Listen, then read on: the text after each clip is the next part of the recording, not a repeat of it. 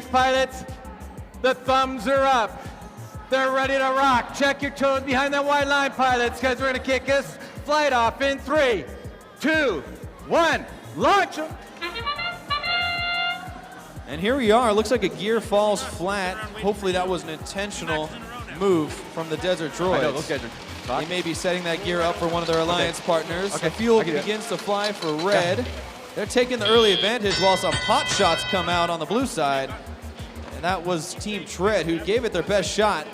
The last robot went off and they were still touching. Oh. Definitely some coordinated effort from Olympia Robotics Federation as they pick up the gear that had been left for them by that alliance partner, the Desert Droids, at the beginning of auto. Drivers with control are going to show you how these robots can really perform under pressure. With 2 minutes to go, all 3 red robots clustered around the retrieval zone, fighting over gear space. It looks like it's the Flaming Chickens who grab possession off the ground for red. Meanwhile, gears just flying in everywhere from that retrieval zone. Hopefully none of those fall into the hands of the Blue Alliance here as we navigate the remaining minute and a half of this match. 2 rotors are turning on both sides of the field. Looks like the Red Alliance calling for 2 more gears. They've got 1 of them. Got to get the 3rd rotor before you can pull off the 4th. Red with the slight advantage coming from fuel.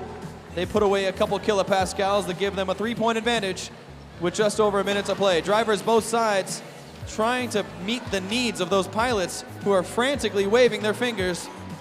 It's a matter of gears at this point in the game. Blue Alliance trying to starve the red of the gears here, but 4911 able to escape for red. They've got the gear, and just like that, 4911 lines up, and it slips out, dropping low. 4911 gonna have to recover. That gear not gonna count, not on the peg. The pilot's unable to retrieve. 45 seconds to play. Advantage still goes to red, but it's a close one with the Blue Alliance waiting on just 1 or so more gears before that rotor can turn.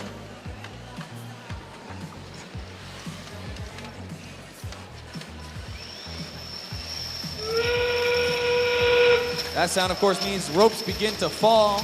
These robots can earn points by climbing aboard the airships in the end game here.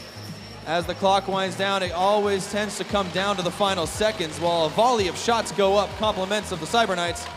It's your Red Alliance machine that's first to climb. This one looks like it is Chuck, answered by the Flaming Chickens.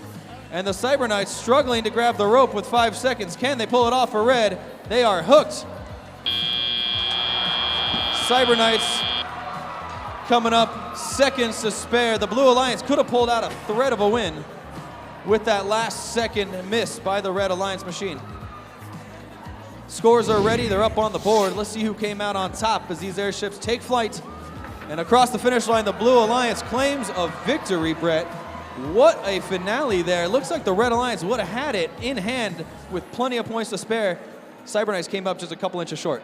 Well, that's the gamble they take when they spend so much time on the fuel at the end of the match. It's a very viable strategy, but it is a gamble because there's only so many seconds on that clock, and you got to balance when you're going to be able to add more fuel to the boiler, how many points that's going to get you, and how much risk that's giving you for the climb. Well, the question is, they have to look back on this match and decide whether or not they can actually have needed that fuel. Yeah, it would have been, if they had gotten up there, it would not have been particularly close.